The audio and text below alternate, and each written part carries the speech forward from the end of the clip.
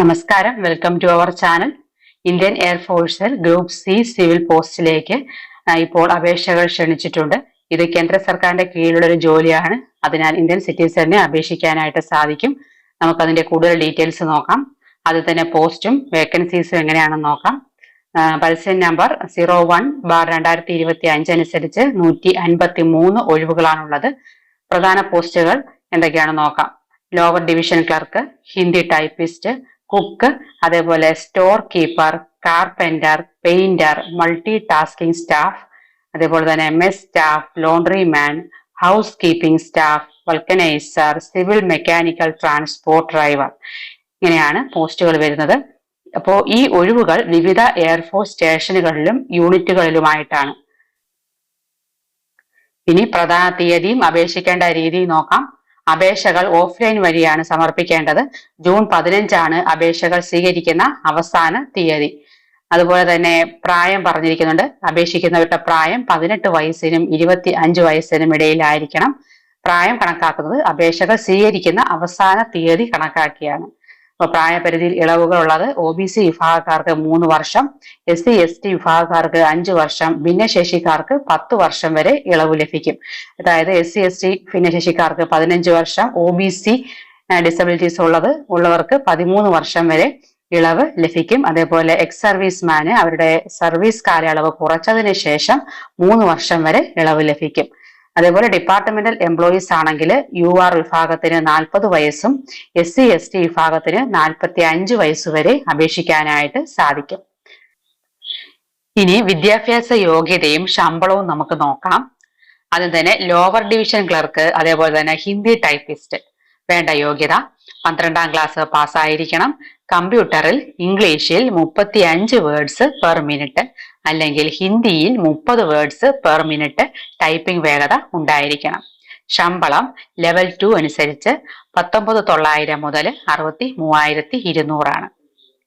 Next store keeper യോഗ്യത 12ാം class പാസ്സായിരിക്കണം. അതോടൊപ്പം തന്നെ സ്റ്റോർ കൈകാര്യം ചെയ്യുന്നതിലും അക്കൗണ്ട്സ് സൂക്ഷിക്കുന്നതിലും എക്സ്പീരിയൻസ് ആവശ്യമാണ്. ശമ്പളം ലെവൽ 2 19,900 തൊട്ട് 63,200 വരെ. Next civil mechanical transport driver യോഗ്യത 10ാം ക്ലാസ് പാസ്സായിരിക്കണം. അതുപോലെ ലൈറ്റ് ഹെവി വാഹനങ്ങൾ ഓടിക്കാനുള്ള ഡ്രൈവിംഗ് ലൈസൻസ് ഉണ്ടായിരിക്കണം. ഡ്രൈവിംഗിൽ ഒരു പ്രൊഫഷണൽ സ്കിൽ ഉണ്ടായിരിക്കണം. അതോടൊപ്പം തന്നെ മോട്ടോർ മെക്കാനിസത്തെ കുറിച്ചുള്ള നോളജ് കൂടാതെ 2 വർഷത്തെ ഡ്രൈവിംഗ് എക്സ്പീരിയൻസ് ഉണ്ടായിരിക്കണം. ശമ്പളം ലെവൽ 2 19,900 തൊട്ട് 63,200 വരെയാണ്. നെക്സ്റ്റ് കുക്കാണ് വേക്കൻസി ആയിട്ട് പറഞ്ഞിരിക്കുന്നത്. ക്വാളിഫിക്കേഷൻ 10ാം ക്ലാസ് പാസ്സായിരിക്കണം. അതോടൊപ്പം തന്നെ കാറ്ററിംഗിൽ സർട്ടിഫിക്കറ്റോ ഡിപ്ലോമയോ കൂടാതെ ഈ ട്രേഡിൽ 1 വർഷത്തെ എക്സ്പീരിയൻസും കൂടി വേണം. ശമ്പളം ലെവൽ 2 19,900 തൊട്ട് 63,200. Painter and carpenter vacancy painter and carpenter യോഗ്യത പറഞ്ഞിരിക്കുന്നത് 10ാം ക്ലാസ് പാസ്സായിരിക്കണം. അതുപോലെ തന്നെ ഈ ട്രേഡിൽ ITI സർട്ടിഫിക്കറ്റോ അല്ലെങ്കിൽ എക്സ് സർവീസ്മാൻ ആണെങ്കിൽ അപേക്ഷിക്കാനായിട്ട് സാധിക്കും. ശമ്പളം ലെവൽ 2 19,900 തൊട്ട് 63,200 വരെയാണ്. Next vacancy multi tasking staff, house keeping staff, laundry man, mess staff, vulcaniser യോഗ്യത പറഞ്ഞിരിക്കുന്നത് 10ാം ക്ലാസ് പാസ്സായിരിക്കണം.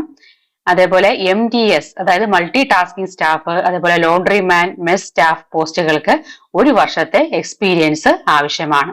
ശമ്പളം ലെവൽ 1 18,000 തൊട്ട് 56,900 വരെയാണ്. ഇനി നമുക്ക് സെലക്ഷൻ മോഡ് എങ്ങനെയാണെന്ന് നോക്കാം. അപ്പോൾ ഫസ്റ്റ് വരുന്നത് സ്ക്രൂട്ടിനി ഓഫ് ആപ്ലിക്കേഷൻ ആണ്. അതായത് അപേക്ഷകളുടെ പരിശോധന. ആദ്യം ലഭിക്കുന്ന എല്ലാ അപേക്ഷകളും വളരെ ശ്രദ്ധയോടെ പരിശോധിക്കും. നമ്മുടെ പ്രായപരിധി, ആവശ്യമായിട്ടുള്ള വിദ്യാഭ്യാസ യോഗ്യത, അതേപോലെ തന്നെ മറ്റ് രേഖകൾ, സർട്ടിഫിക്കറ്റുകൾ എന്നിവയെല്ലാം കൃത്യമാണോ എന്ന് ഉറപ്പുവരുത്തും. അപ്പോൾ ഈ ഘട്ടം വിജയകരമായി പൂർത്തിയാക്കുന്ന യോഗ്യരായ കാൻഡിഡേറ്റ്സിനാണ് റിട്ടൺ എക്സാമിനേഷനുള്ള കോൾ ലെറ്റർ അയക്കുന്നത്. അപ്പോൾ കോൾ ലെറ്റർ ലഭിക്കുന്ന കാൻഡിഡേറ്റ്സ് നിർബന്ധമായിട്ടും റിട്ടൺ എക്സാമിന് ഹാജരാകണം. അപ്പോൾ ഈ പരീക്ഷയിലെ ചോദ്യങ്ങൾ നിങ്ങൾ അപേക്ഷിക്കുന്ന പോസ്റ്റിന്റെ ഏറ്റവും കുറഞ്ഞ വിദ്യാഭ്യാസ യോഗ്യതയെ അടിസ്ഥാനമാക്കിയായിരിക്കും.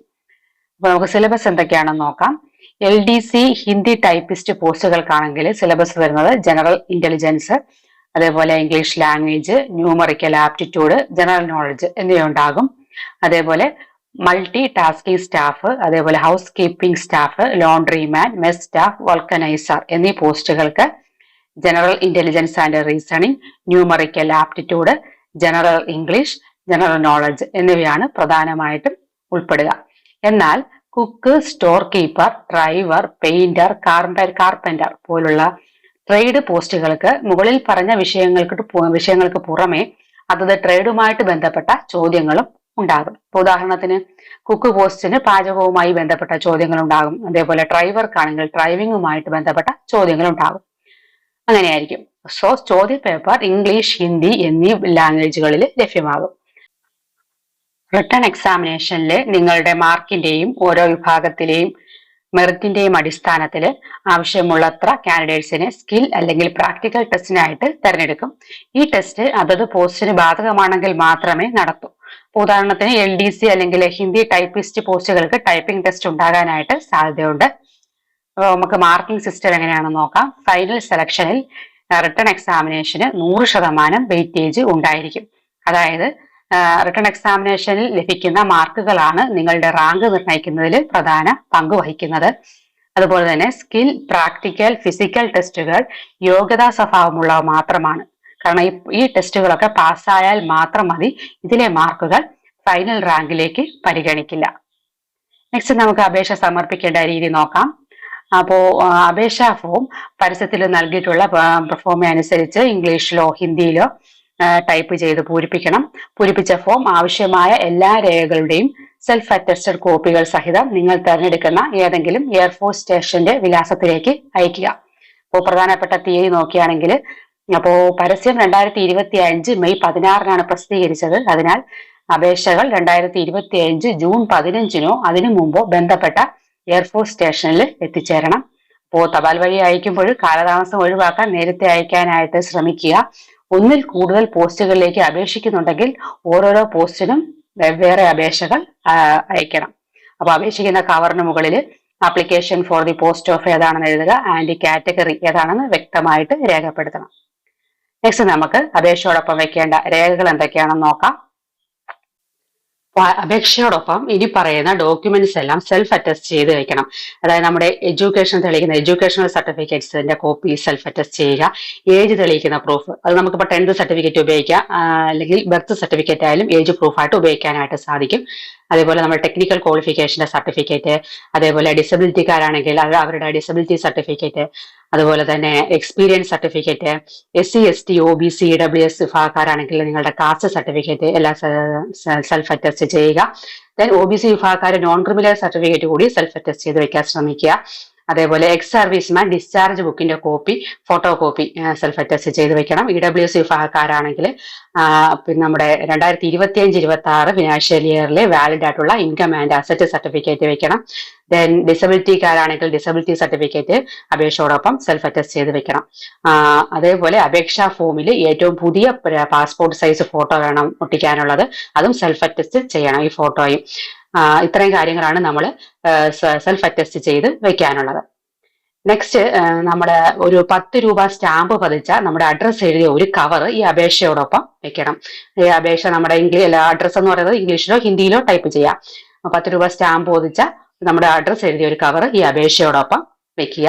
അപേക്ഷ ഫോമിൽ പതിച്ച അതേ 2 പാസ്പോർട്ട് സൈസ് ഫോട്ടോകൾ കൂടി എക്സ്ട്രാ അപേക്ഷയോടൊപ്പം വെക്കണം. ഇത്രയും കാര്യങ്ങളാണ് ശ്രദ്ധിക്കാനുള്ളത്. പിന്നെ കുറച്ച് ഇൻസ്ട്രക്ഷൻസ് പറഞ്ഞിട്ടുണ്ട്. അതായത് നമ്മുടെ written exam, skill test, physical test എന്നിവയ്ക്ക് വിളിക്കുന്നതിന് മുമ്പ് അതായത് യൂണിറ്റുകൾ അപേക്ഷകൾ വിശദമായിട്ട് പരിശോധിക്കും. പരീക്ഷാ കേന്ദ്രം പിന്നീട് അറിയിക്കുമെന്നാണ് പറഞ്ഞിരിക്കുന്നത്. നിങ്ങൾ അപേക്ഷ അയച്ച സ്ഥലത്ത് നിന്ന് വ്യത്യസ്തമായിട്ടുള്ള ഒരു കേന്ദ്രമായിരിക്കും, പരീക്ഷാ കേന്ദ്രമായിരിക്കും നിങ്ങൾക്ക് എക്സാമിനായിട്ട് ലഭിക്കുക. അപ്പോൾ റിട്ടൺ എക്സാം, അതേപോലെ സ്കിൽ ടെസ്റ്റ്, അതേപോലെ പ്രാക്ടിക്കൽ ടെസ്റ്റിൽ പങ്കെടുക്കുമ്പോൾ നിങ്ങളുടെ SC ST OBC EWS PWBD അതേപോലെ ESM സർട്ടിഫിക്കറ്റുകൾ, അതേപോലെ വിദ്യാഭ്യാസ അല്ലെങ്കിൽ വിദ്യാഭ്യാസ സർട്ടിഫിക്കറ്റ്, അതേപോലെ ടെക്നിക്കൽ യോഗ്യത തെളിയിക്കുന്ന സർട്ടിഫിക്കറ്റുകൾ, അതേപോലെ എക്സ്പീരിയൻസ് സർട്ടിഫിക്കറ്റുകൾ എന്നിവയുടെ എല്ലാം ഒറിജിനൽ ഹാജരാക്കണം. അതേപോലെ എല്ലാ പോസ്റ്റുകളിലേക്കുമുള്ള പരീക്ഷ ഒരേ സമയം തന്നെ നടക്കാൻ സാധ്യതയുണ്ട്. അപ്പോൾ ഒന്നിൽ കൂടുതൽ പോസ്റ്റുകളിലേക്ക് അപേക്ഷിക്കുന്നവർക്ക് ഒരു പരീക്ഷ മാത്രം നടത്താനാണ് സാധ്യത. അപ്പൊ ഇത്രയും കാര്യങ്ങളാണ് അപേക്ഷിക്കുമ്പോൾ ശ്രദ്ധിക്കാനുള്ളത്. സോ യോഗ്യരായിട്ടുള്ള കാൻഡിഡേറ്റ്സ് ഈ അവസരം പരമാവധി പ്രയോജനപ്പെടുത്തുക. വീഡിയോ നിങ്ങൾക്ക് ഉപകാരപ്പെട്ടു എന്ന് കരുതുന്നു. ഇഷ്ടപ്പെട്ടെങ്കിൽ ലൈക്ക് ചെയ്യാനും ഷെയർ ചെയ്യാനും സബ്സ്ക്രൈബ് ചെയ്യാനും മറന്നു പോകരുത്. നമുക്ക് മറ്റൊരു വീഡിയോയുമായിട്ട് വീണ്ടും കാണാം.